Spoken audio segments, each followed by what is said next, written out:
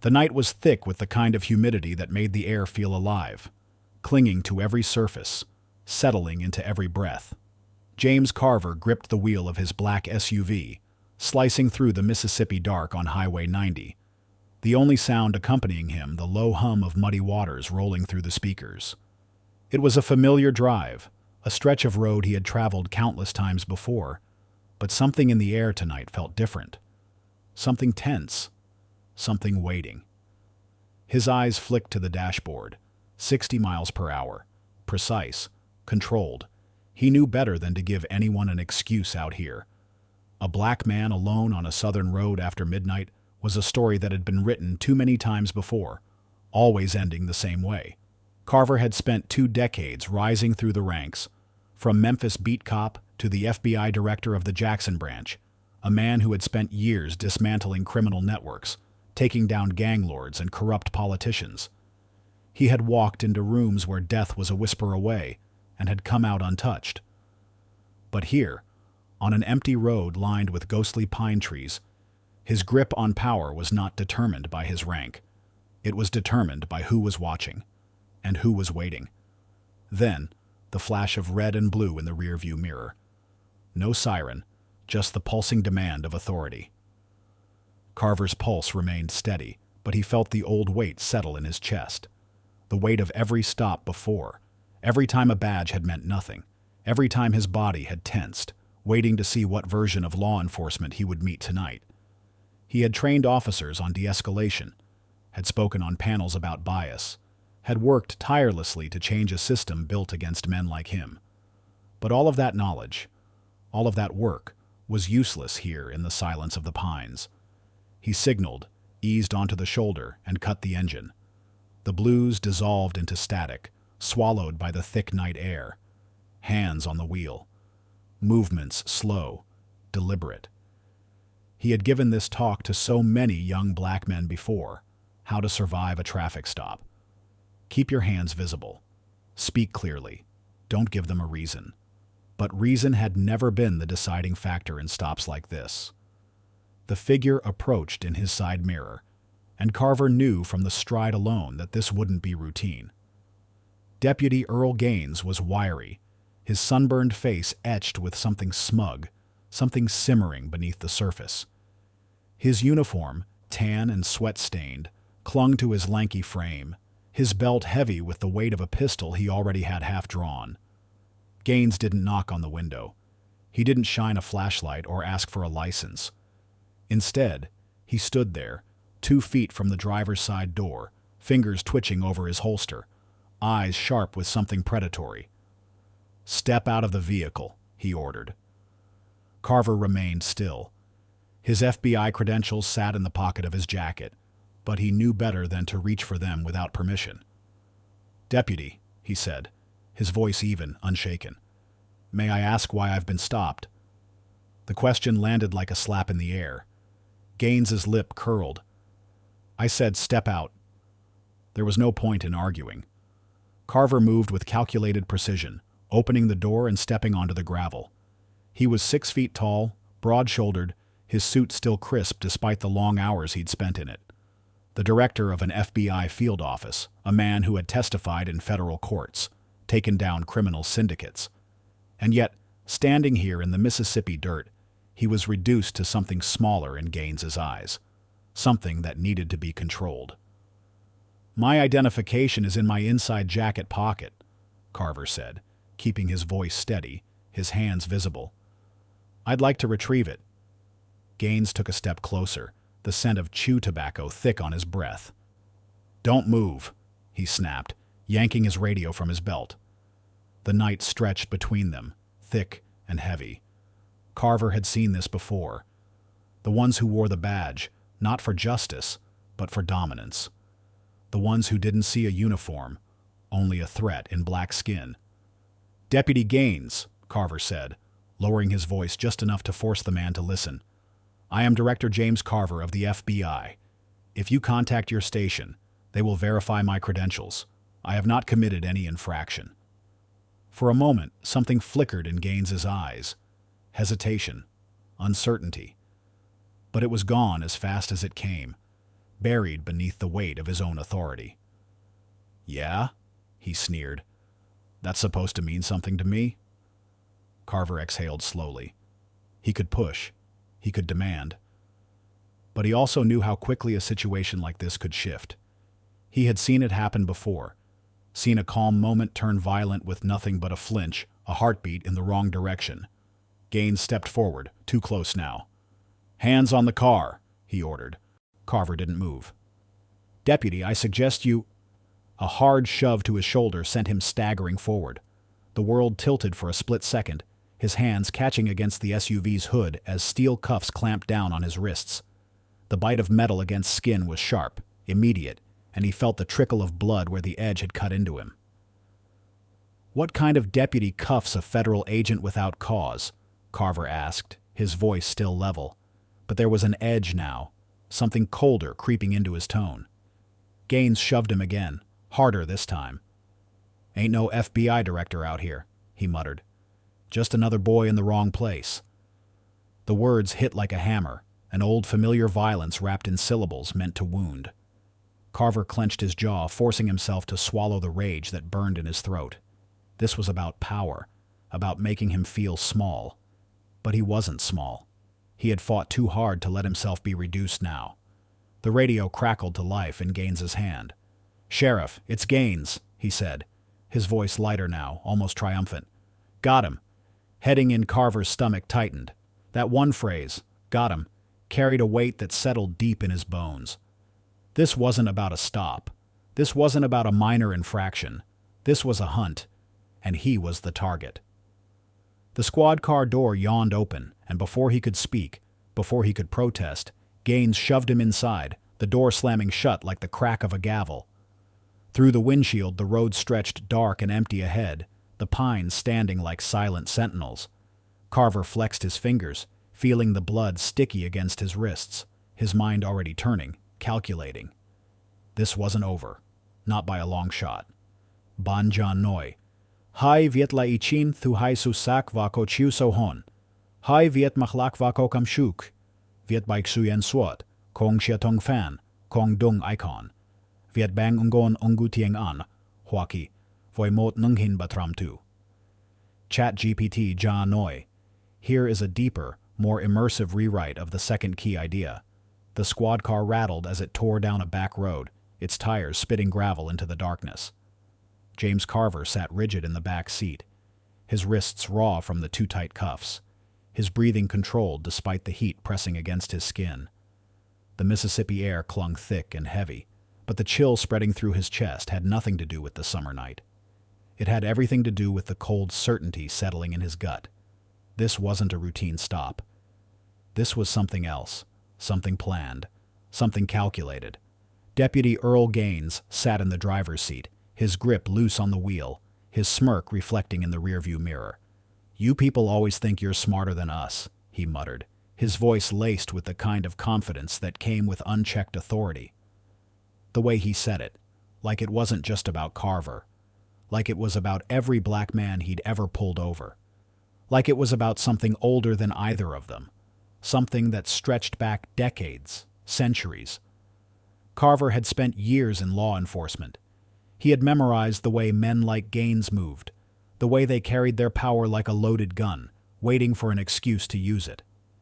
He had seen officers like this in interrogation rooms, in courtrooms, in the hushed back rooms of precincts where they laughed about the ones who never fought back. But he wasn't one of them, and he wasn't going to sit quietly and let this happen. "Deputy," he said, his voice even, "I suggest you check my credentials before you take this any further."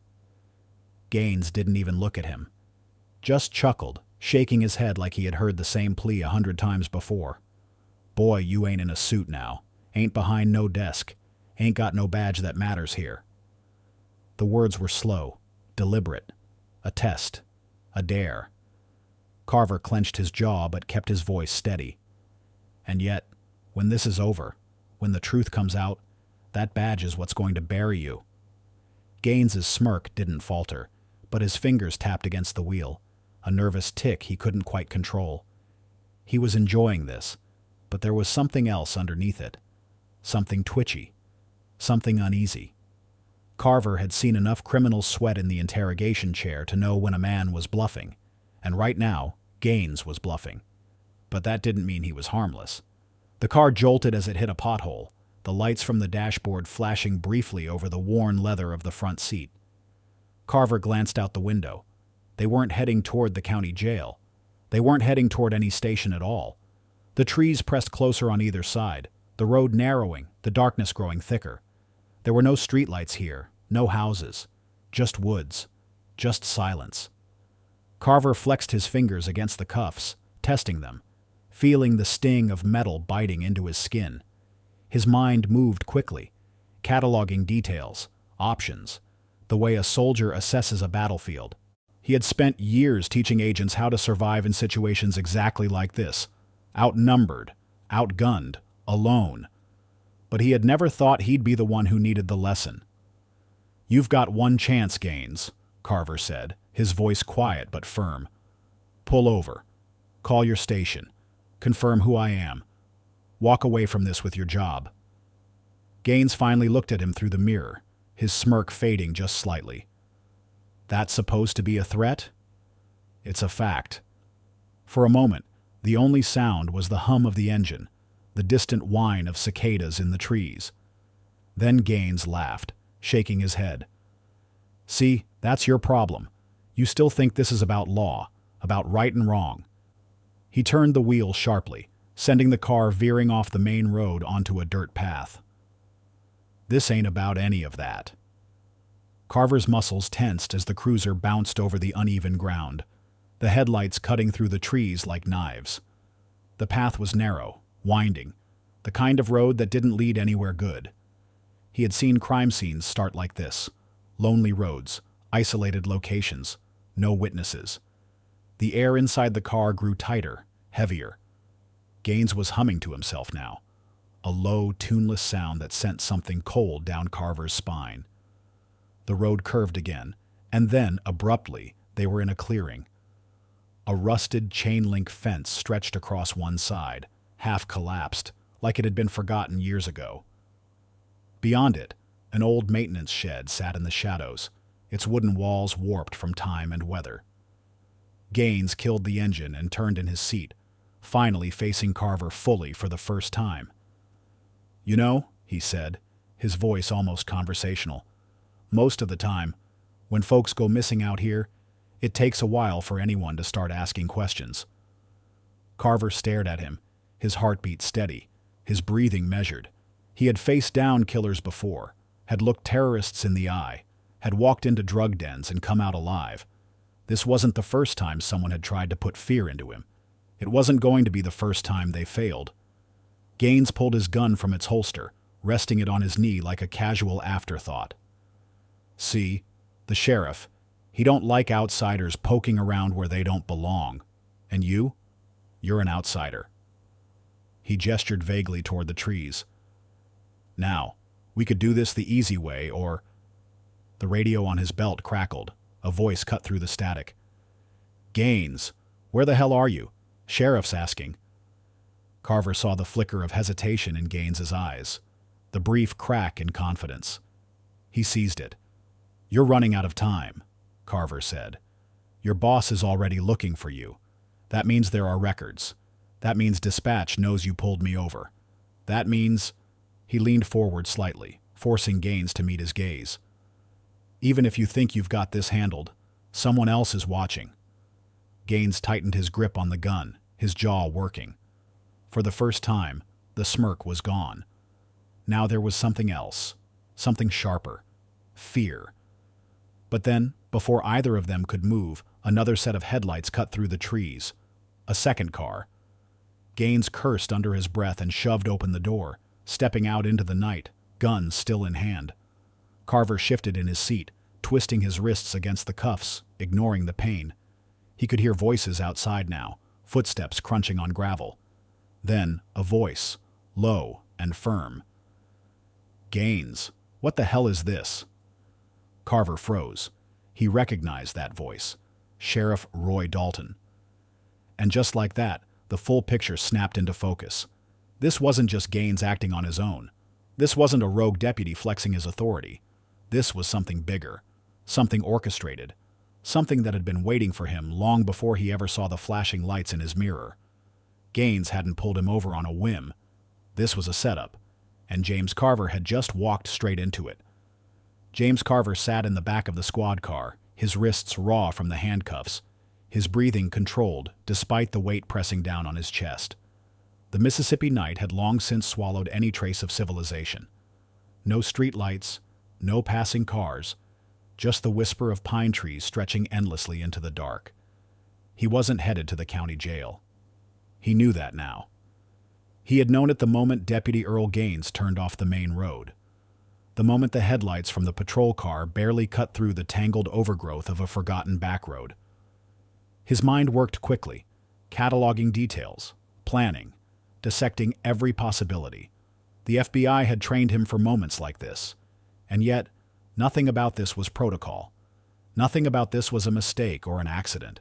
He had been pulled over with intent, cuffed with intent, and now he was being taken somewhere with a purpose that chilled his blood.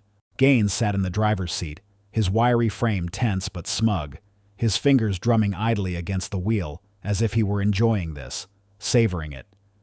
He didn't even bother to hide his smirk when his eyes met Carver's through the rearview mirror. "You think that badge makes you untouchable?" Gaines muttered, his voice low, laced with something darker than arrogance. "Think it means you're one of us?" Carver said nothing.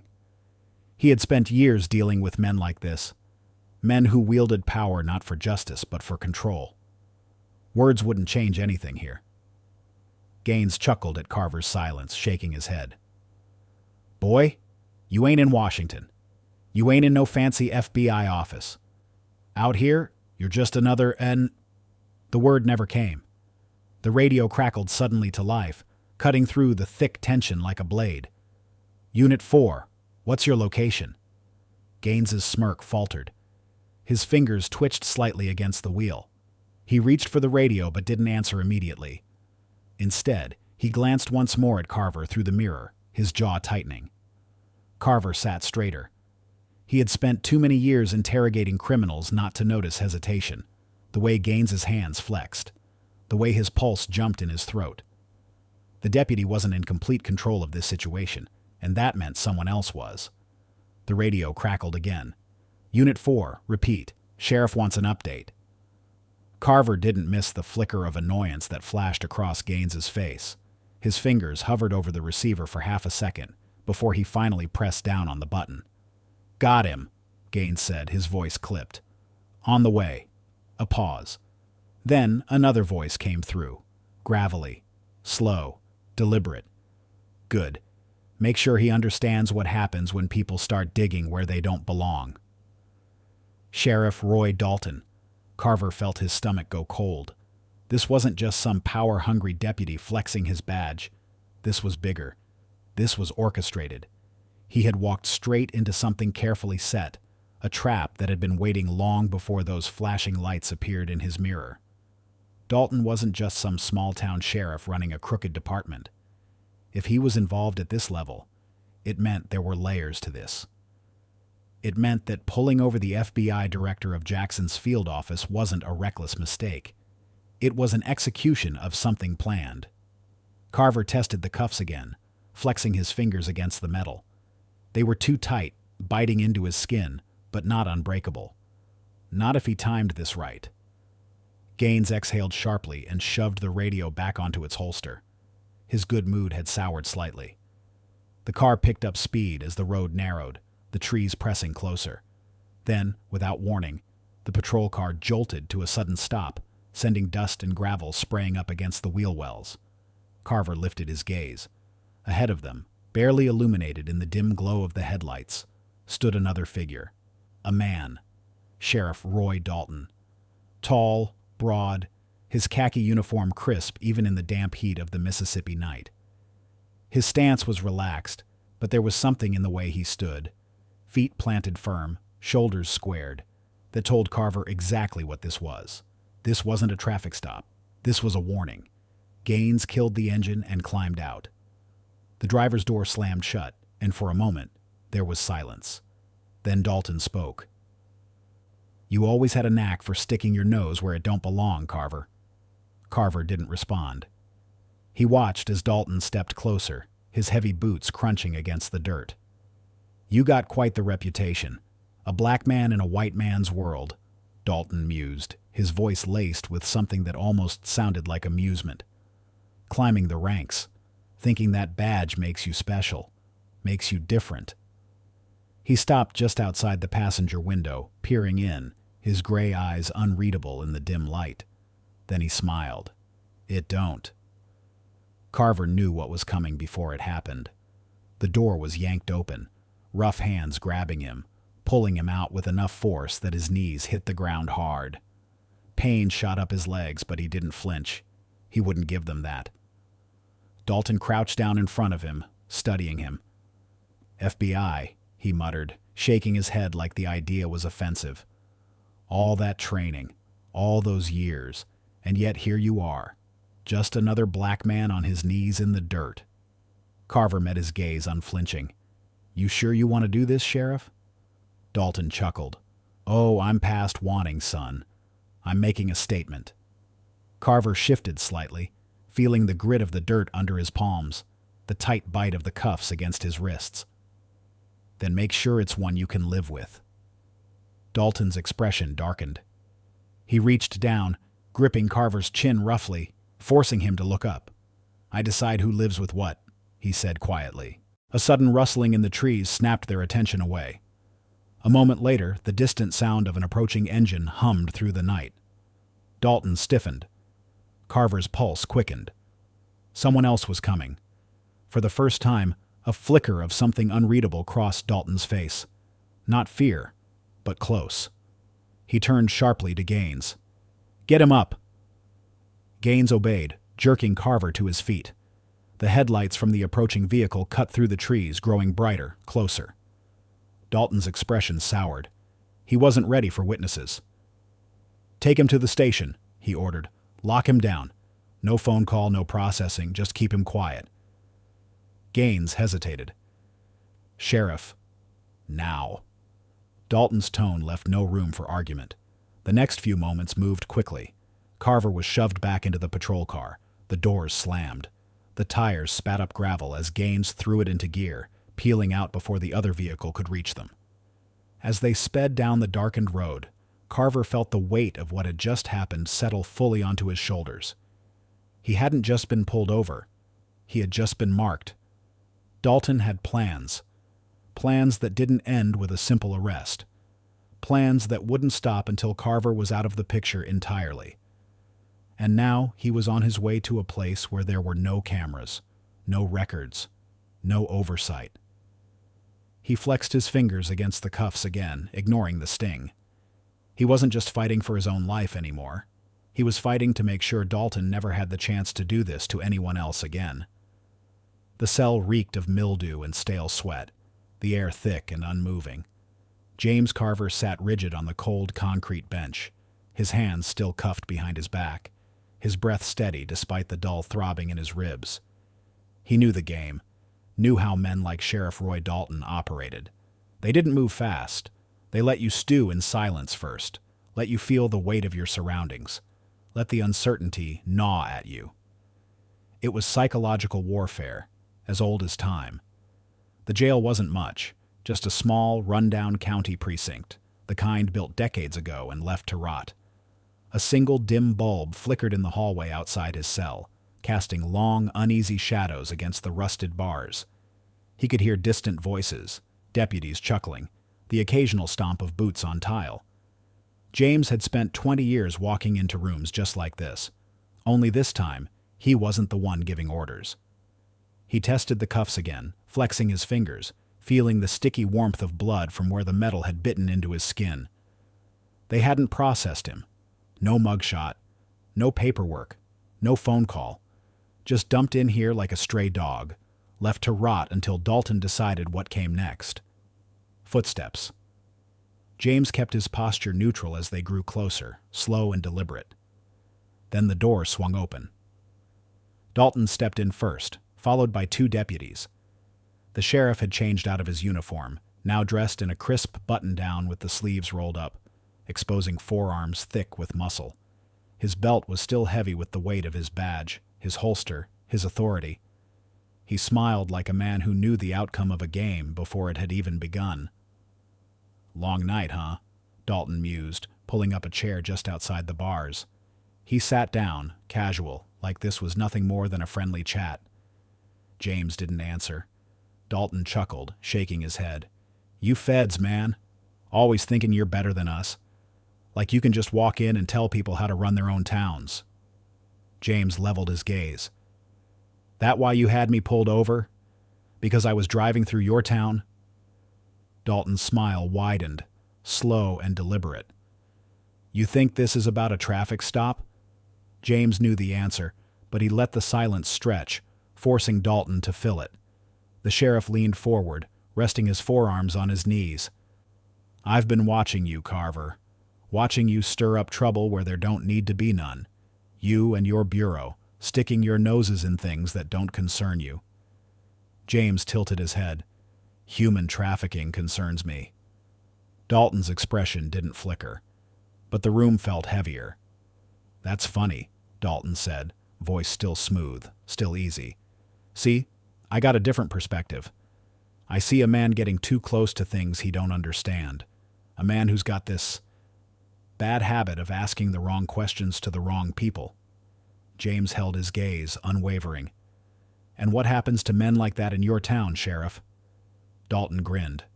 "Well, now, that depends." He stood, stretching his arms, then nodded to the deputies. "Get him up." Rough hands grabbed James, yanking him to his feet. Pain flared through his wrists as the cuffs dug deeper, his shoulders screaming from the awkward position. Dalton stepped in close enough that James could smell the faint traces of bourbon on his breath. "You think that badge of yours makes you untouchable?" Dalton asked, voice low. "You think the FBI's going to come riding in here to save you?" James didn't flinch. "I think you're making a mistake." Dalton studied him for a moment, then let out a quiet chuckle. "No, Carver. The mistake was yours." And then he hit him. It wasn't a wild, angry punch. It was practiced, calculated. A sheriff who had done this before, who knew exactly how to throw a blow that would hurt without breaking the wrong bones. A fist drove into James's ribs, right where the baton had landed earlier. A second followed, higher, knocking the air from his lungs.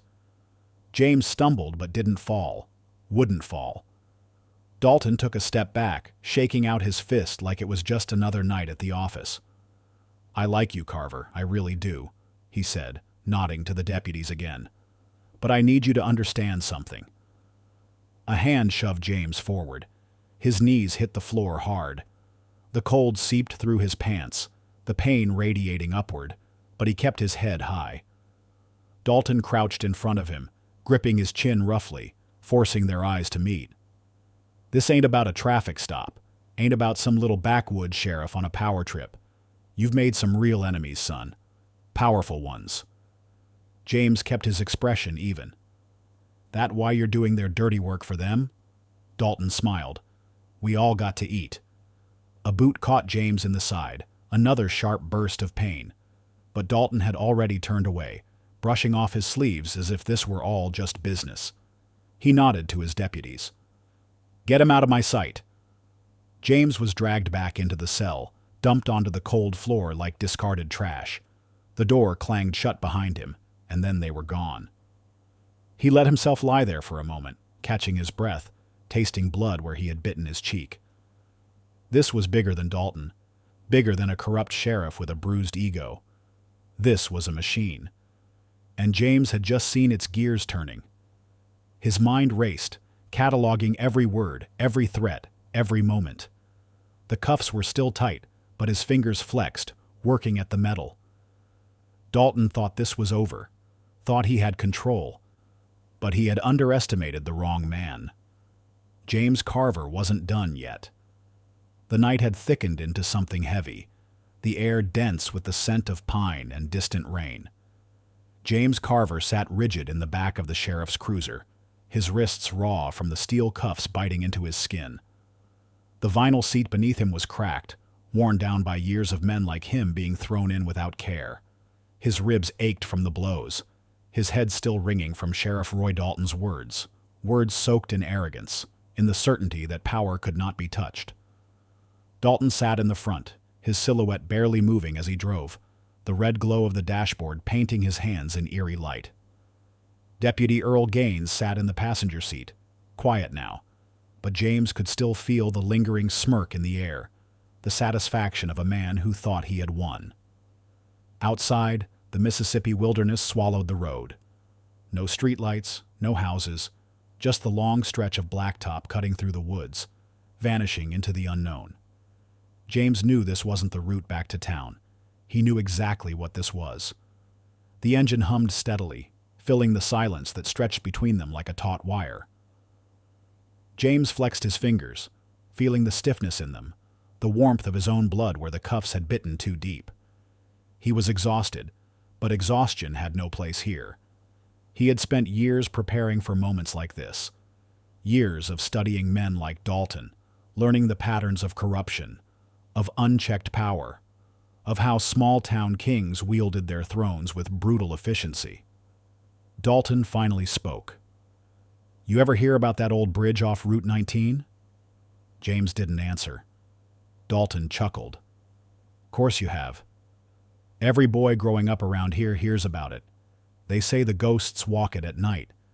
Say you can still hear 'em whispering, feel the cold grip of hands pulling you back." Gaines exhaled through his nose, shaking his head. "You believe in ghosts, Carver." James let the silence stretch. Dalton didn't need an answer. He just kept driving. James knew the bridge, knew what it had been used for. Lynchings, bodies left to dangle over the black water, the river swallowing the truth. Dalton was taking him there. James straightened, the pain in his ribs burning hotter with the movement. The car hit a bump, the tires splashing through a shallow puddle. The storm had rolled through earlier, but the ground was still damp, still fresh with the kind of earth that would take a body easily. "See, Carver," Dalton continued, voice smooth. "I don't take kindly to feds coming into my town, sniffing around places they don't belong, especially not ones who think they can change how things run." James kept his breathing steady. He knew their type. Men who liked to hear themselves talk. Men who wanted their power recognized, their control acknowledged. Dalton glanced at him in the rearview mirror, a slow grin creeping onto his face. "You're real quiet now. That confidence starting to slip?"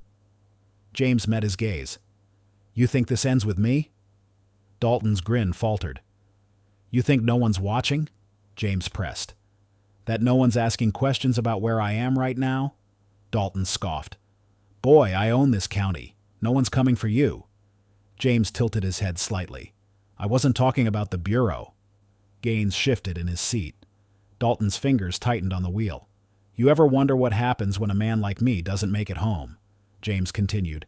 "A black federal agent, a director. You think people are just going to forget?"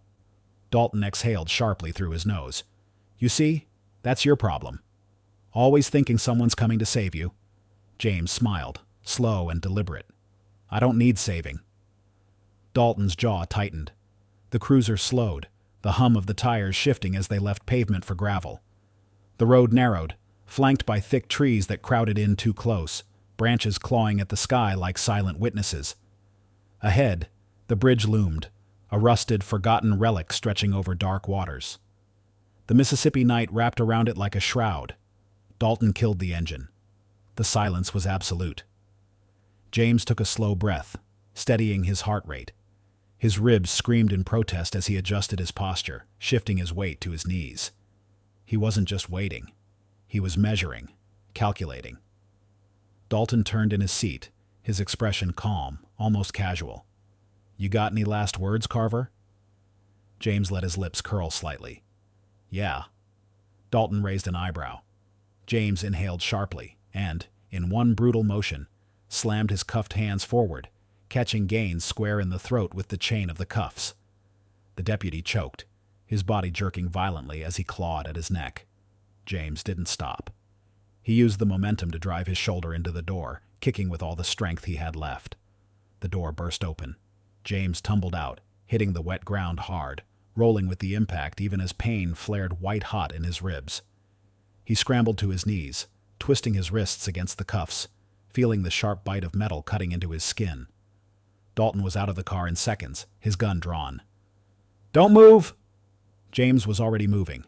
The bridge was too far, the river below too deep to risk a jump. His options were thin, but options existed. Gaines was still on his knees, wheezing, struggling to recover. Dalton took a step forward. James lunged. He went for Dalton's wrist, the gun the biggest threat. Pain ricocheted through his side, but he didn't let go, using his full weight to drag the sheriff off balance. Dalton cursed, staggering back, his grip tightening on the trigger. A shot rang out. James didn't flinch. He had already moved, twisting the gun toward the trees, sending the bullet harmlessly into the night. Dalton snarled, but James didn't let him regain control. He slammed his forehead into Dalton's nose. The sheriff howled, stumbling, his grip on the gun faltering. James didn't wait. He grabbed the weapon, yanking it free just as Gaines finally stumbled to his feet. Dalton's eyes widened. The tables had turned. James raised the gun, his breath heavy, blood dripping from his busted lip. Dalton took a slow step back. James exhaled. "Looks like your ghost just came for you." Dalton's Adam's apple bobbed. Gaines didn't move. James kept the gun steady, stepping toward the cruiser. "You're done," he told them. "This county isn't yours anymore." Dalton's breathing was ragged, but he knew. James climbed into the front seat, keeping the gun trained on them as he started the engine. Dalton clenched his jaw.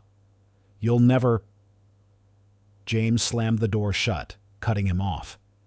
He didn't need to hear the rest. He had already won. James Carver had spent his entire career preparing for moments of crisis, but nothing could have braced him for this. The road behind him was long and blood-stained, marked by the brutality of a corrupt sheriff, a town that thrived on silence, and a system that had spent generations perfecting the art of burying men like him before they could ever reach the truth. Now, with the weight of everything pressing against his ribs, both the metaphorical and the very real fractures that had come from Dalton's baton, he knew he had only one option left. He had to finish this. The Mississippi night had given way to an oppressive dawn, the sky tinged with the heavy gray of an oncoming storm. James sat behind the wheel of a stolen sheriff's vehicle, the engine thrumming beneath his hands. His fingers ached, his wrists raw from the cuffs he had wrenched free of hours ago, but he tightened his grip anyway. There was no room for weakness now. No time to process the exhaustion settling deep into his bones. Lisa Monroe, his most trusted ally at the Bureau, was already in motion, coordinating a takedown that could either bring the entire corrupt empire down, or, if they failed, bury them all. James's destination was clear: Dalton's precinct, a fortress of brick and steel, insulated by decades of unchecked power. He had spent the last 12 hours running, surviving, bleeding. Now, he was done running. Lisa's voice crackled through the radio, sharp and urgent. "James, you better tell me you're close." He exhaled, adjusting his grip on the wheel. 2 miles out. There was a pause. Then, "We're moving in. You get one shot at this." He didn't need the reminder. He knew exactly how delicate this was. If they stormed in too early, Dalton's people would destroy the evidence, wipe clean every trace of their crimes, rewrite the story before the world could ever hear the truth. If they waited too long, he'd be dead before the first shot was fired. James pressed the gas pedal harder. The precinct came into view, a squat, unassuming building at the edge of town, the kind of place that seemed ordinary until you knew what was inside. Until you saw the bruises it had left on the men who had been dragged through its doors, until you smelled the rot beneath the surface. James could see them already, deputies on the front steps, the casual arrogance in their posture, the way their hands hovered too comfortably near their holsters. They weren't expecting him. Not yet. They thought he was dead in a ditch somewhere, a loose end wrapped up before the sun had even risen. They were wrong. James didn't slow down. He gritted his teeth and braced himself as he rammed the vehicle straight through the chain-link fence that surrounded the lot, the metal screeching as it crumpled under the force. The impact rattled his already battered body, his ribs screaming in protest, but he didn't stop moving. The moment the car lurched to a halt, he was out, boots hitting the pavement hard, gun already drawn. Shouts erupted around him. Chaos rippled through the precinct. Deputies scrambled for their weapons, their confidence evaporating in real time as they registered exactly who had just come crashing back from the dead. One of them, a broad-shouldered man with a thick mustache, reached for his sidearm. James fired before he could draw, a clean shot to the shoulder that sent him sprawling with a guttural yell. "Hands where I can see them!" James barked, his voice cutting through the morning air like a blade. Another deputy hesitated, hand hovering in the space between surrender and defiance. James turned the gun toward him. "Try me." A beat of tension hung between them. Then, slowly, the deputy lifted his hands. The others followed. James didn't lower his weapon. He could feel the rage still humming through his veins, a current that had been building since the moment this nightmare started. But this wasn't the fight. Not yet. His real target was still inside. Sheriff Roy Dalton. James advanced, stepping over the groaning man he had shot, his boots leaving prints in the dust and blood that coated the pavement. Behind him, the rumble of engines signaled Lisa's team closing in. Black SUVs with tinted windows tore through the wreckage of the fence, bureau agents spilling out with weapons drawn. For the first time in hours, James felt the weight on his shoulders begin to lift. Lisa stormed up beside him, her sharp eyes sweeping the scene. "Nice entrance. Figured I'd make a statement." She gave a short nod before flicking her gaze toward the building. "Dalton?" "Inside." She didn't waste time. "Move in."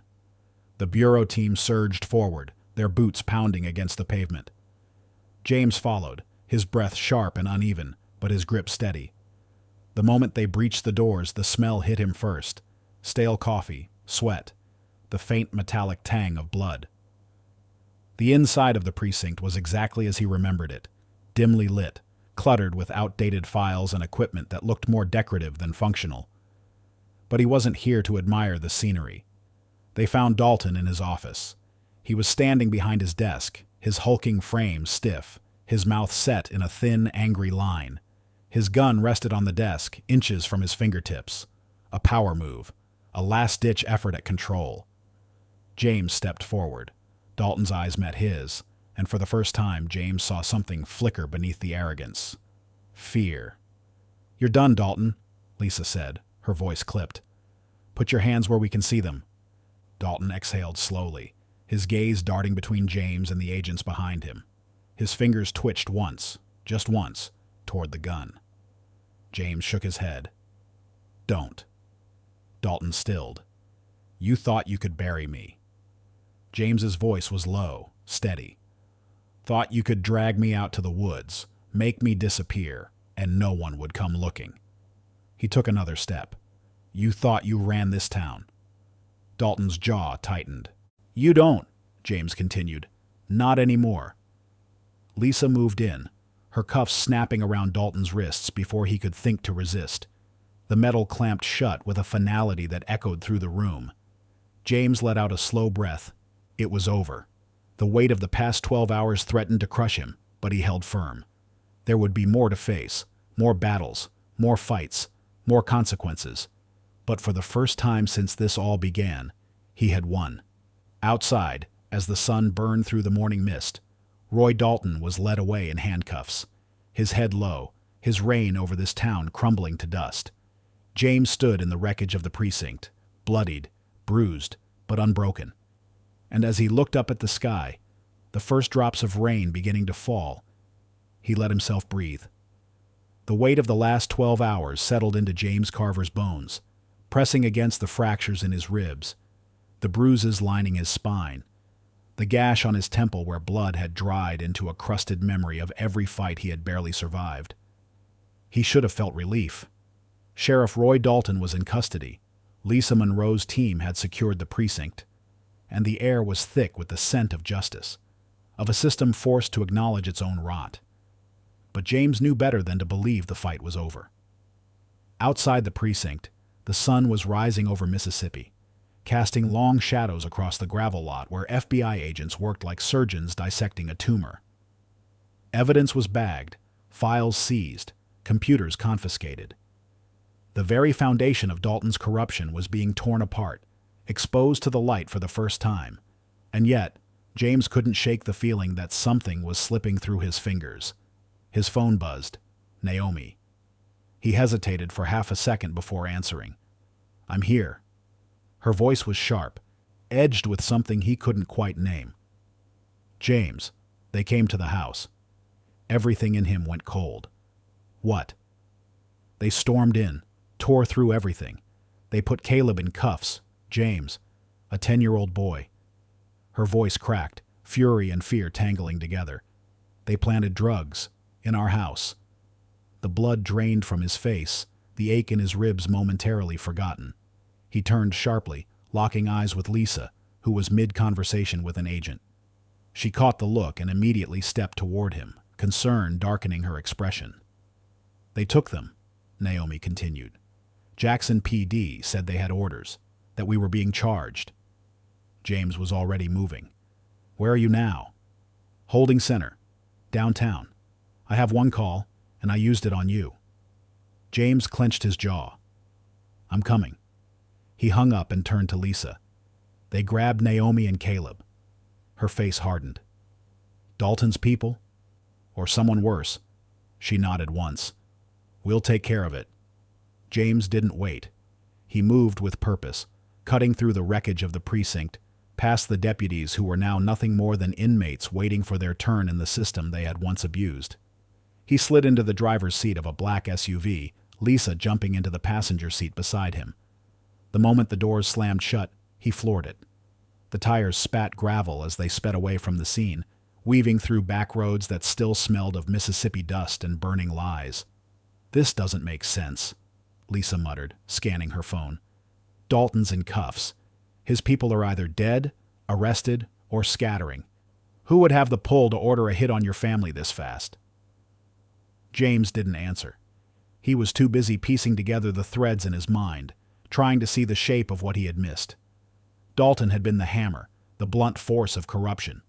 But hammers weren't the architects of oppression. They were just the tools. Someone else had built this. And whoever they were, they had made their next move, while James was still bleeding from the last. Downtown Jackson came into view, the skyline a jagged silhouette against the rising sun. The streets were already awake, but the weight of what James was walking into made everything seem sharper, more hostile. He pulled up outside the holding center, barely putting the car in park before he was out, striding through the front doors like a storm waiting to break. The desk officer barely had time to look up before James was in front of him. "James Carver, FBI, you have my wife and son in custody." The officer's gaze flicked to Lisa, then back to James. "Director Carver, James slammed his badge onto the counter. "Where are they?" The man swallowed, fingers hesitating over his keyboard before typing. A moment later, his face paled. I can't access their files." James felt Lisa stiffen beside him. "What do you mean you can't access them?" The officer's voice dropped. "I mean their records don't exist. The arrest log, their intake paperwork. Gone." James' pulse pounded in his skull.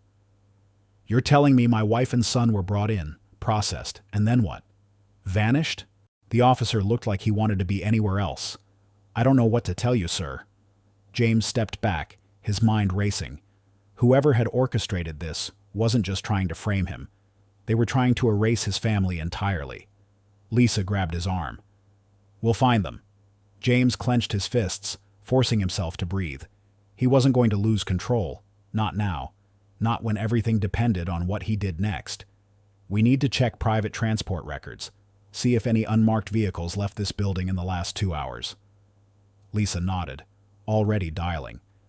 James turned back to the officer. "Check your external cameras."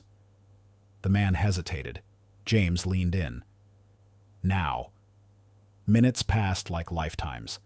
Lisa was in motion, speaking rapidly into her phone, issuing orders. The officer tapped at his keyboard, then turned the monitor toward James. James's stomach twisted. There. Black SUVs, no markings. Windows tinted beyond legal limits. 4 of them. They had come in silently, and they had left just as easily.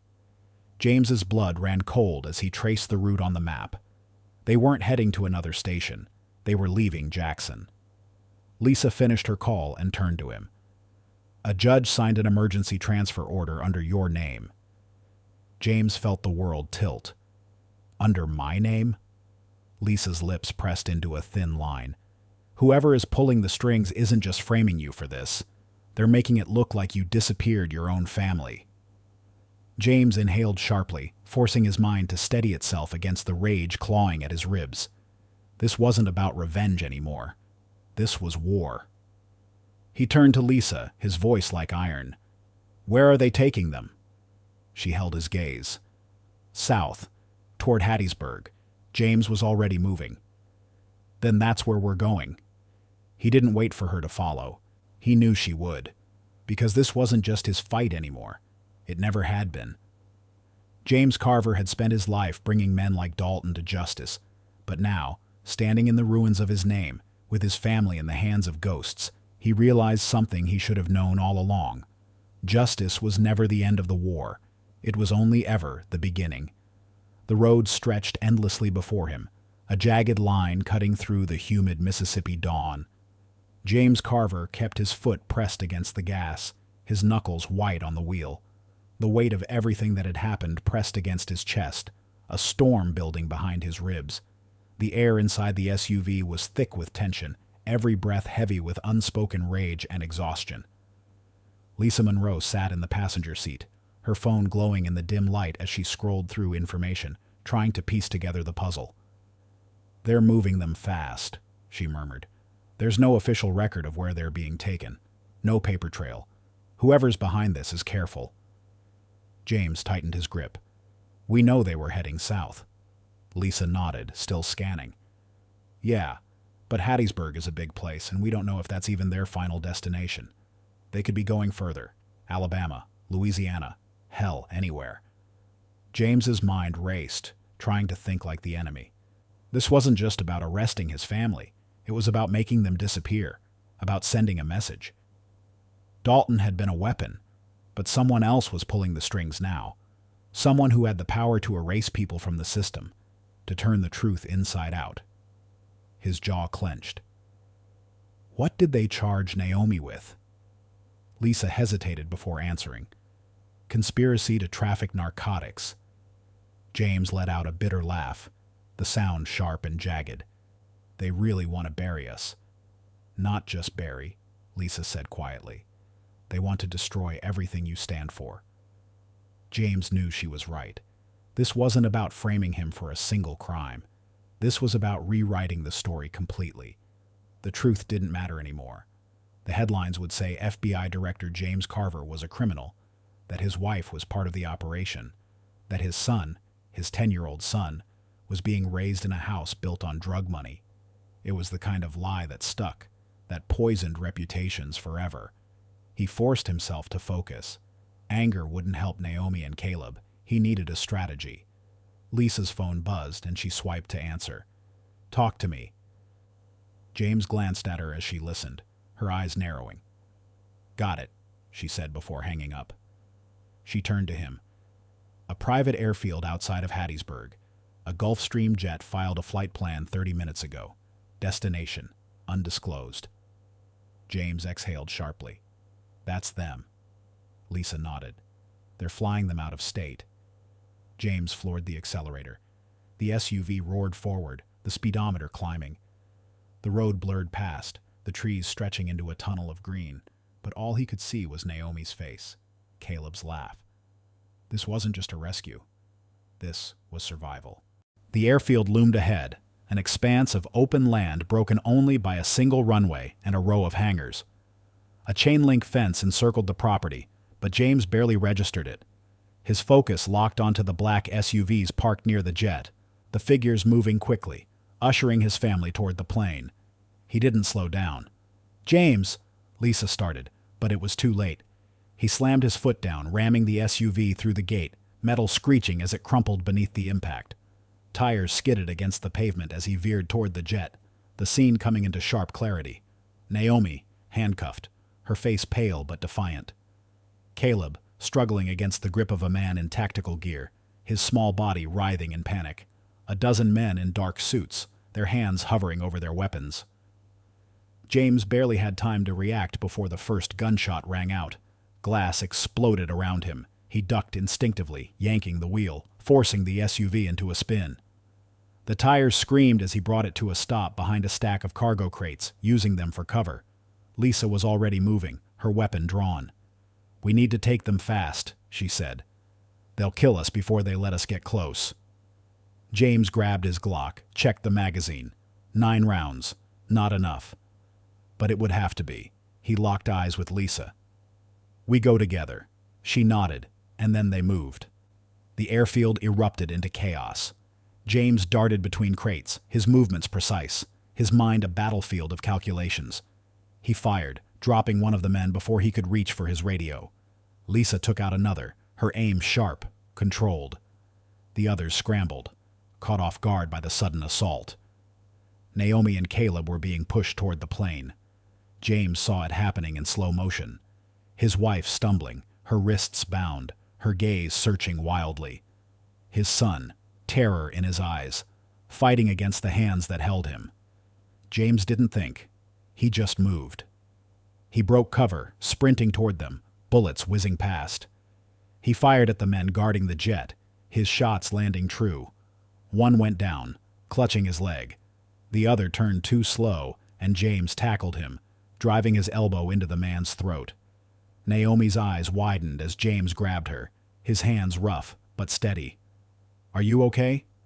She nodded, breathless. "Get Caleb."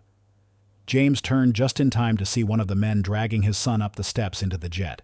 Rage surged through him. He ran. Inside the plane, the cabin was narrow, sterile. The man holding Caleb had a gun pressed to the boy's head, his expression a mixture of arrogance and calculation. "Drop it," he ordered. James didn't stop moving. "Let him go." "You fire, I fire." The man's hand was steady. "We both lose." James met Caleb's eyes. "Close your eyes, buddy." Caleb obeyed. James fired. The shot was perfect. The man's body crumpled before his finger could pull the trigger. Caleb stumbled forward, unhurt, his breath coming in ragged gasps. James caught him, pulling him close, feeling his son's small body shake against him. "You're okay," he whispered. "I've got you." Footsteps pounded behind him. Lisa, Naomi. The chaos outside had died down. The airfield was silent except for the hum of the jet's engine. Lisa stood in the doorway, gun raised, scanning for threats. "We need to go." James nodded, scooping Caleb into his arms. His ribs screamed in protest, but he didn't care. He carried his son down the steps, Naomi following close behind. The air smelled of gunpowder and jet fuel, of smoke and Mississippi heat. But they were safe. For now. As the sun climbed higher, James stood at the edge of the airfield, watching the last of the threat disappear. The men who had tried to erase his family were either dead or in custody. Lisa's team had arrived, securing the area, ensuring there would be no loose ends. Naomi was sitting on the hood of a car. Caleb curled against her, his small hands still gripping her sleeve like he was afraid she'd vanish if he let go. James walked over, his body aching, his mind heavy. Naomi looked up at him. "What now?" James exhaled. "Now we make them pay." She studied him for a long moment, then nodded, because they both knew this wasn't over. Not yet. James Carver stood at the edge of the ruined precinct, his breath heavy in his chest, his body battered from hours of running, fighting, and barely surviving. The early morning sun had begun to rise over Mississippi, casting a cruel glow over the wreckage that had once been a symbol of unchecked authority. Smoke curled from the smoldering remains of the sheriff's office, the aftermath of a night that had laid bare the truth about corruption, racism, and power. His leg ached where the sniper's bullet had grazed him. His ribs screamed with every breath, the memory of Dalton's baton still fresh against his skin. His bloodied hands trembled as he wiped sweat from his brow. He was still alive, still standing. But he knew this wasn't the end. Lisa Monroe stood beside him, her eyes scanning the wreckage. Her short gray hair was damp with sweat, her face lined with exhaustion but still sharp, still calculating. "They'll come for us," she said quietly, as if the thought had just settled in her mind. "Dalton might be down, but he wasn't working alone." James nodded, his jaw tightening.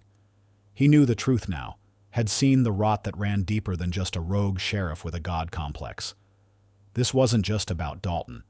It was about the entire system that had protected men like him, that had allowed their hate to fester unchecked. And that system wasn't going to let James walk away. He turned his head slightly, his gaze settling on the FBI agents moving through the scene, securing what was left. They had arrived late, too late to stop what had happened, too late to prevent the bloodshed. But they were here now, and with them came the weight of federal authority. The media had picked up the story, the headlines painting Dalton as a fallen tyrant, his legacy of corruption unraveling. But James knew better than to believe that justice was guaranteed. Lisa's phone buzzed, and she pulled it from her pocket, frowning at the screen. "We've got a problem," she said, reading the message. "Judge Klein just issued a warrant for your arrest." James exhaled, shaking his head. Of course he did. Klein had been in Dalton's pocket from the beginning, a willing participant in every dirty scheme the sheriff had run. It was Klein who had rubber-stamped the fabricated warrants, who had made sure the right cases disappeared, who had kept the system rigged in favor of men like Dalton. And now, with the sheriff disgraced, Klein was scrambling to protect himself the only way he knew how, by eliminating the biggest threat, James. Lisa was already moving, her mind working through options. "We need to get you out of here," she said. "If they bring you in, you won't make it to trial." James clenched his fists. "I'm not running." Lisa looked at him hard. "This isn't about pride, James. It's about survival. They don't need a conviction. They just need you in a cell long enough to make sure you don't walk out." He knew she was right. Klein wouldn't risk a trial. He had seen what happened when James was given a platform, how the truth had a way of cutting through even the thickest layers of deception. A trial meant evidence, testimony, exposure. And men like Klein didn't deal in exposure. They dealt in silence. James glanced toward the road, where the first unmarked black SUVs were beginning to appear. They weren't local cops. They were state troopers, sent in under Klein's orders, their mandate clear: take James into custody by any means necessary. Lisa cursed under her breath. "They're moving fast." James took a breath, steadying himself. "We need to move faster." Lisa nodded. "Follow me." They cut through the wreckage of the precinct, slipping into the shadows of a back alley just as the troopers poured in. James could hear them barking orders, their voices sharp with authority. They didn't hesitate. There was no investigation, no attempt to gather evidence. They weren't here to figure out what had happened. They were here to erase it. Lisa led him through a side street, her movements quick and precise. She had been in this game long enough to know how it worked, how to disappear when the system decided it no longer wanted you around. They moved fast, cutting through alleys, ducking behind abandoned cars, slipping out of sight just as the troopers began their sweep of the area. James's mind raced as they ran. He had spent his entire career fighting for justice, believing that the system, for all its flaws, could be corrected. But now he was seeing it for what it truly was, a machine designed to protect itself at all costs. It didn't matter who got in the way. It didn't matter how much truth was uncovered. As long as the people in power controlled the narrative, they could rewrite history as they saw fit. And right now, they were writing him out of it. Lisa led him toward an old warehouse, its rusted doors barely hanging on their hinges. She shoved them open, ushering him inside. The air was thick with dust, the scent of oil and metal hanging heavy. She pulled out her phone, dialing quickly. "Lisa," James said, his breath still coming hard. "We can't just run forever." She turned to him, her eyes flashing. "I'm not running, James. I'm making sure you live long enough to win." The call connected. "This is Monroe. We need an extraction, now." James paced the length of the warehouse, his thoughts spinning. Extraction. That was the language of war, of fugitives and insurgents. He had spent his career hunting people who had been forced into the shadows. Now he was one of them. Lisa hung up, turning back to him. "We've got a chopper coming in 20 minutes. James nodded. "And then what?" She hesitated. "We go dark, until we figure out our next move." James exhaled slowly. He thought of Naomi, of Caleb, of the life that had been ripped out from under them. He thought of Dalton's smirk, of Klein's smug confidence. He thought of the machine that had chewed through countless men like him and spit them out as cautionary tales. And he thought about what came next. Lisa was right. Running wasn't defeat. It was strategy. And if the system wanted him erased, then he would use every ounce of his skill, his knowledge, his experience to make sure that didn't happen. Because this wasn't just about him anymore. This was about every black man who had been pulled over for no reason, every family torn apart by false charges, every innocent person who had been locked away because someone in power had decided they didn't belong. This was about justice. And James Carver wasn't done fighting yet. James Carver sat rigid in the back of the unmarked SUV, his wrists still raw from the shackles they had finally removed. The Mississippi morning stretched pale and humid beyond the tinted windows, a soft haze settling over the roads leading into Jackson. He exhaled slowly, pressing his palm against his thigh to steady the pain radiating from his side, a brutal souvenir of the last 12 hours. The sniper's bullet, the beating at the precinct, the knives in the courthouse. Each wound told a story, each scar another chapter in a war he hadn't intended to fight but could no longer walk away from. Lisa Monroe drove with her usual precision, her grip tight on the wheel, her jaw clenched. The news had broken just an hour ago. Dalton convicted, a 10-year sentence handed down by a jury that had seen just enough of the truth to act. But James knew better than to celebrate. The air in the car was thick, not with relief, but with the quiet understanding that none of this was over. Not yet. Lisa's voice cut through the silence. "Your testimony's in 30 minutes. James shifted, wincing as the movement sent a fresh wave of pain through his ribs. "That fast?" Lisa glanced at him, her sharp gray eyes flickering with something unreadable. "They want this tied up, James. They want to make it neat." He understood. The system didn't mind a bit of bad press, as long as it could control the ending. They would paint Dalton as the villain, lock him away, and tell the world justice had been served. But James knew what really lurked beneath that facade. Dalton had never been the only monster in this story. He was just the one arrogant enough to get caught. The SUV wove through Jackson's morning traffic, the city unaware or indifferent to the weight of what was about to unfold in its courthouse. James let his mind wander, just for a moment, back to Naomi and Caleb. Were they safe now? Truly safe? He wanted to believe it. He wanted to hold on to the image of them walking free, untouched by the corruption that had nearly swallowed him whole. But he also knew the world didn't just fix itself overnight. The scars of injustice ran too deep. Lisa pulled up behind the courthouse, choosing a side entrance, away from the cameras and reporters that swarmed the front steps like vultures. James inhaled, steadying himself, then pushed open the door and stepped out. His suit was still stiff with dried blood, the fabric torn in places where his body had been pushed to its limits. He looked like a man who had survived something impossible, because he had. The hallway inside was eerily quiet, a stark contrast to the chaos outside. A few agents nodded as he passed, some with respect, some with unreadable expressions. He didn't care. His focus was on the courtroom ahead, on the final move in this brutal game. Inside, the air was cool, the fluorescent lights buzzing faintly overhead. The room was packed, attorneys, reporters, federal agents, and a jury that had already made up its mind. The judge sat tall at the bench, his gavel resting lightly under his palm, waiting. And across from James, seated at the defendant's table, was Sheriff Roy Dalton. For the first time, Dalton looked small. Stripped of his uniform, clad in an ill-fitting suit, he no longer carried the air of invincibility he once had. His hands were clasped together, his mouth set in a hard line. But his eyes, his cold, steel-gray eyes, still burned with something dangerous. James took his place at the witness stand, his movements slow, deliberate. The courtroom hushed, waiting. The prosecutor, Dana Wells, stepped forward. "State your name and position for the record." He met her gaze, his voice steady.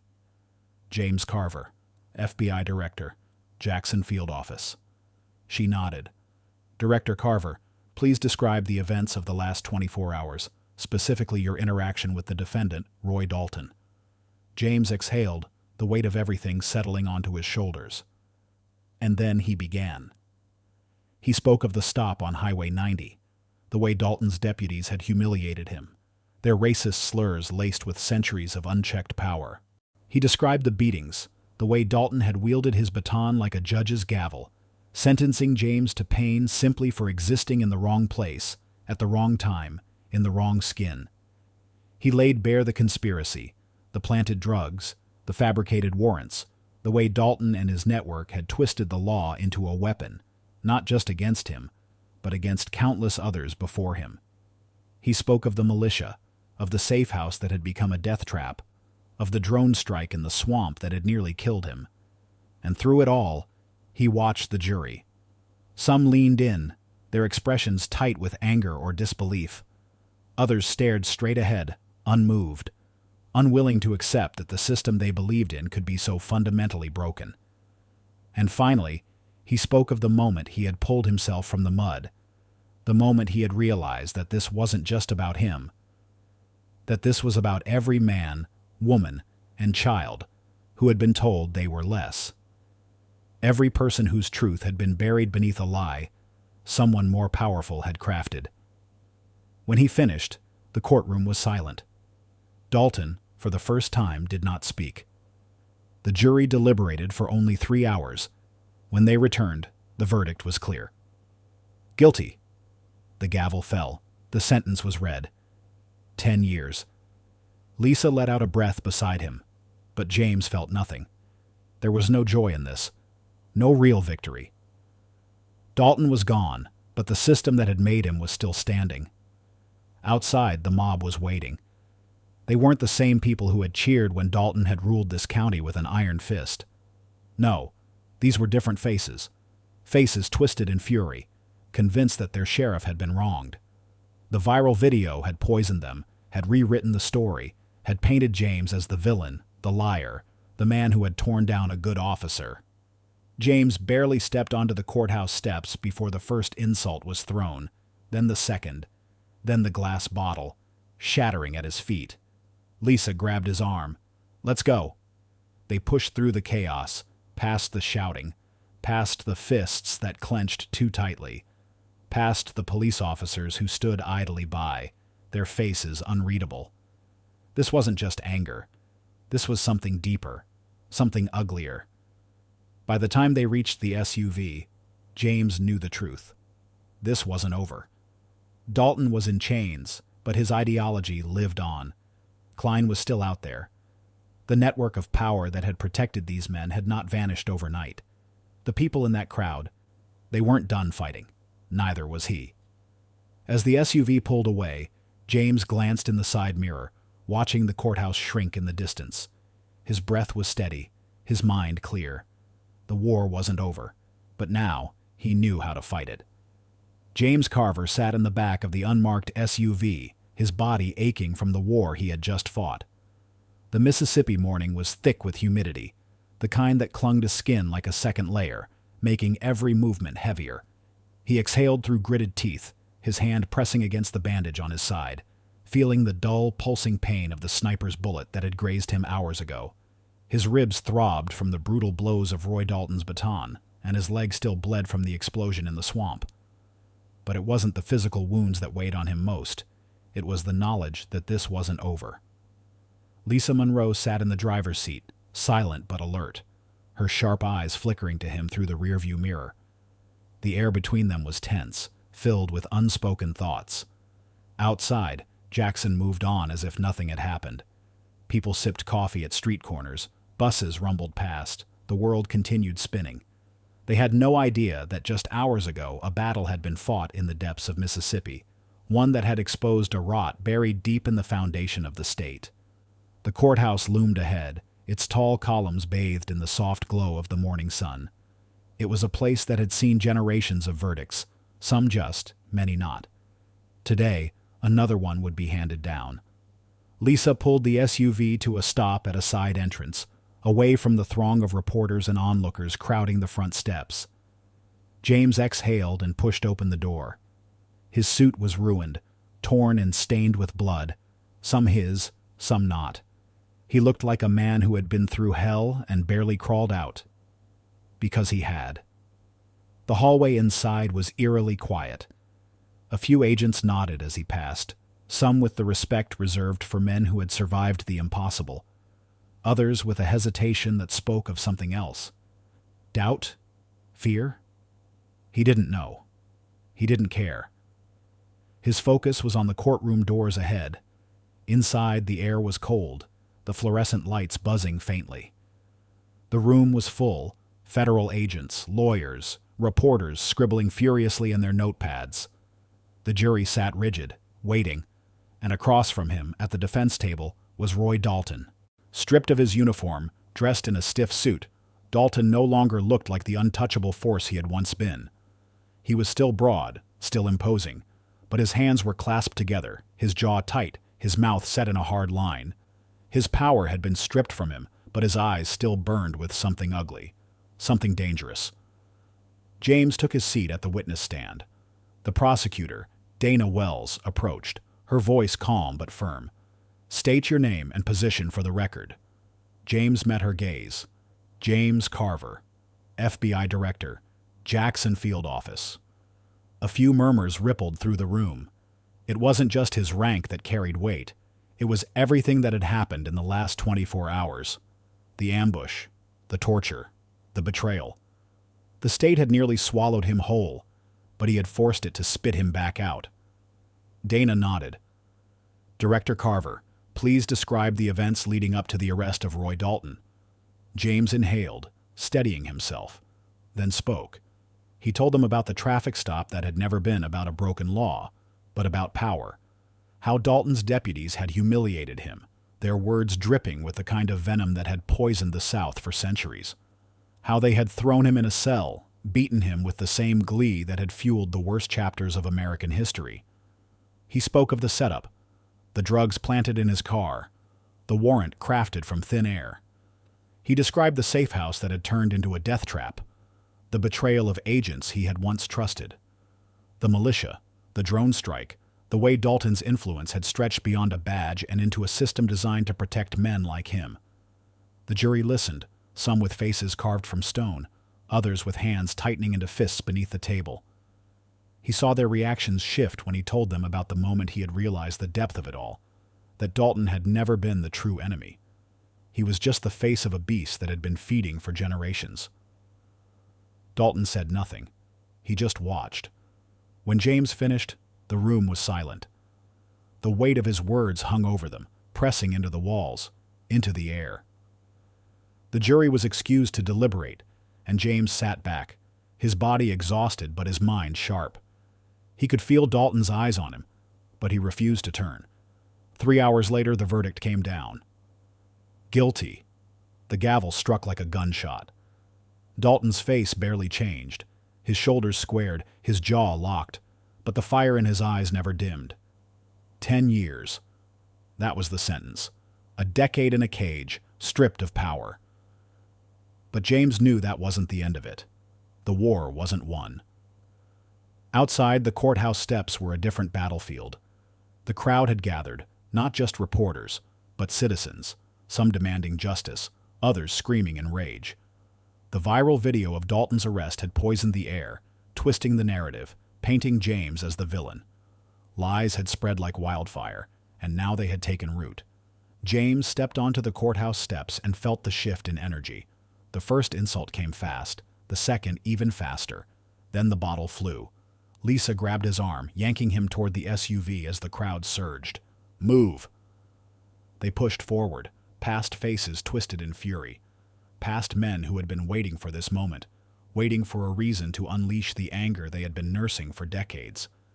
This wasn't just about Dalton. This was about the world they believed was slipping from their grasp. James didn't flinch when the first punch landed against his shoulder. He barely reacted when a hand clawed at his sleeve, trying to yank him backward. He had fought worse men in darker places, but when he saw the police standing off to the side, watching but doing nothing, something deep in his chest twisted. They weren't here to stop the violence. They were waiting to see if he would fall. Lisa shoved him into the SUV, slammed the door shut, and peeled away from the curb. James exhaled, pressing his head against the cool glass of the window. The courthouse shrank behind them, but the fire still burned in his mind. Dalton was in chains, but his legacy wasn't. The system that had created him, protected him, allowed him to thrive. It still stood. There would be another Dalton, another Klein, another Hart, and there would be another man like James, fighting against the tide, pushing back against the darkness. Lisa's voice broke through his thoughts. "They're not done coming after you." James turned his head slightly, his voice hoarse. "I know." She tightened her grip on the wheel. "What do we do now?" James closed his eyes for a moment, feeling the exhaustion settle deep in his bones. Then he straightened. "We keep fighting. Because this wasn't the end. It never would be." James stood, his vision red at the edges. "We move now." Lisa didn't argue. She knew there was no talking him down from this. The warehouse district wasn't far, 10 minutes at most. But every second counted. James had seen what men like this did when they had leverage. The longer they waited, the less likely he was to see Naomi and Caleb alive. As they sped through the darkened streets, Lisa reached for her radio. "This is Monroe. We need backup at the train yard now. Hostages in play." The response was immediate. "Units en route." James barely heard it. His thoughts were moving faster than the vehicle itself, his mind crafting a plan, running through scenarios. He had spent 2 decades learning how to deal with men who used families as bargaining chips. The only rule that mattered in a situation like this was simple: you don't negotiate. They reached the warehouse district and killed the headlights, the SUV rolling to a silent stop at the edge of the lot. The train yard was vast, old tracks winding through the maze of abandoned structures like veins leading to a dead heart. Somewhere in that mess, Naomi and Caleb were waiting. James didn't wait for backup. He stepped out of the SUV, his heart a drumbeat in his ears. Lisa followed, her gun drawn, her body tense but ready. They moved through the shadows, their footsteps barely whispers against the gravel. The train yard was quiet. Too quiet. Then he heard it. A voice, low, measured, laced with cruel amusement. "You really thought you could take Dalton down and walk away?" James froze. His eyes locked onto the source of the voice. A man stood in the open space between 2 rusted-out train cars. His stance relaxed, but his grip on the gun at his side steady. Behind him, bound to a metal support beam, were Naomi and Caleb. His wife's face was streaked with dirt, but her eyes, God, her eyes, were still defiant. Caleb was trembling, but when he saw James, something in him steadied. James took a slow breath. This wasn't over. Not yet. Not until every last one of these bastards was buried. James Carver stood at the precipice of victory, yet he felt no triumph. The weight of 12 hours of survival pressed down on him like an unbearable force, his breath ragged, his body battered. The fight had stretched beyond anything he could have imagined when he was first pulled over on that dark Mississippi highway. It had grown into something far more insidious, a battle not just for his life, but for the soul of justice itself. The warehouse standoff had ended in blood. The men who had taken Naomi and Caleb had thought they could control the narrative, that they could twist the truth just as Dalton had, just as Governor Hart had. But they had underestimated one thing. James had nothing left to lose. He had taken them down one by one, moving through the shadows with the precision of a man who had been forged in fire. When the dust had settled, his wife and son had been freed, but the victory felt hollow. He had gotten them back, but at what cost? Naomi had not spoken on the drive to the safe house. Caleb sat in the back, his small hands still trembling, clutching his mother's sleeve as though letting go would mean being ripped away again. James had glanced at the rearview mirror, watching his son's face, searching for something, recognition, relief, anything that told him he had done the right thing. But all he saw was exhaustion. The kind that doesn't fade with sleep. The kind that stays buried inside, waiting to break a person down. Lisa Monroe's team had taken over once they reached the safe house on the outskirts of Jackson. Agents moved swiftly, securing the perimeter, logging evidence, reporting the fall of Dalton's empire and Hart's arrest. The media had turned, the headlines shifting from FBI director on the run to Mississippi corruption exposed. The video evidence had spread like wildfire, bringing down everyone who had their hands in this twisted conspiracy. The state had seen the truth now, and yet James couldn't shake the feeling that truth alone would never be enough.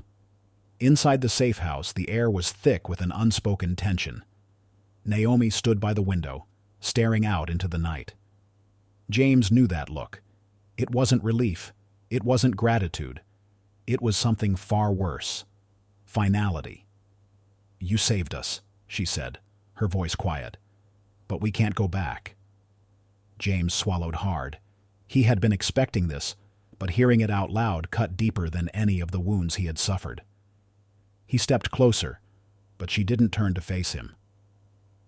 "They would have killed you," he said, his voice hoarse. She nodded. "And next time they might." He didn't know how to answer that. How could he? Naomi had stood by his side through every battle he had fought in the name of justice, but this wasn't just his war anymore. It had never been.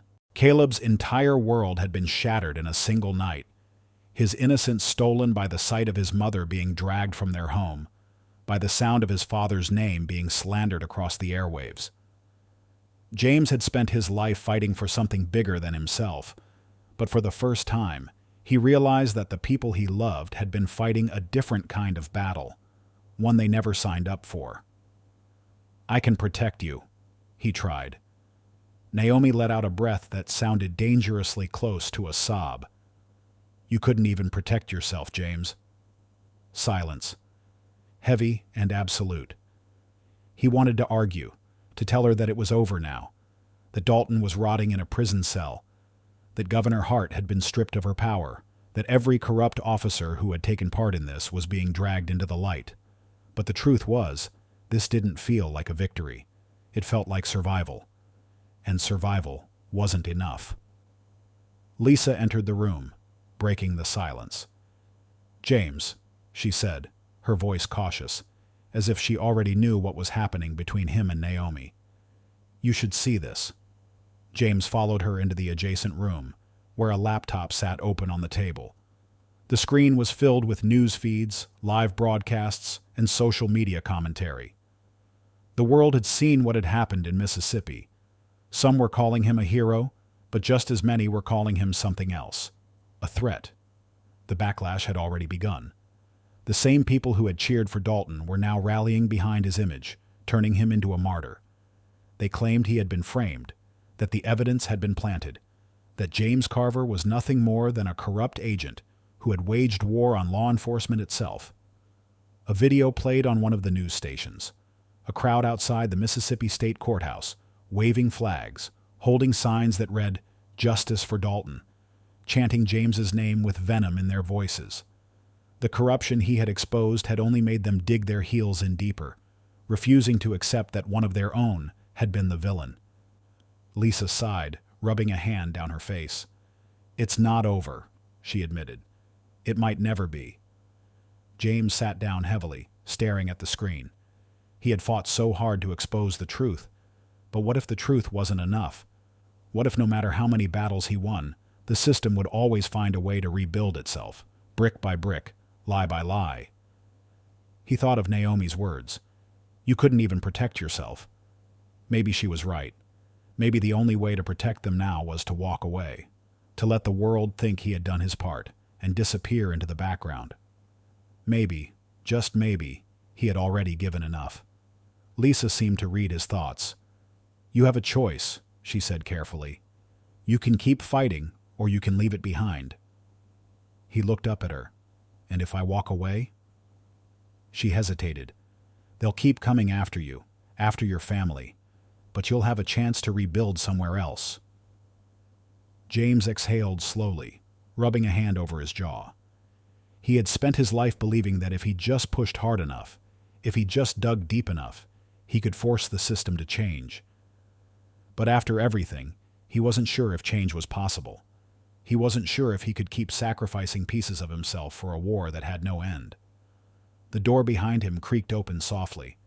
Naomi stood there, Caleb peeking from behind her, his small face weary beyond his years. She didn't say anything, but the look in her eyes was answer enough. She was leaving, and she needed him to let her go. James nodded once, slowly, feeling something inside him fracture. He turned back to Lisa. "I need to disappear." Lisa gave him a long look before nodding. "We can make that happen." It was the hardest decision he had ever made, but maybe for the first time it was the right one. He had spent his life chasing justice, but justice had never once protected him. It had only demanded more. Maybe it was time he stopped listening. As he stepped out into the night, the weight of Mississippi's past pressing down on him like the thick summer air, he realized that the fight would never truly be over. But for the first time, it wasn't his fight anymore. It was time to walk away.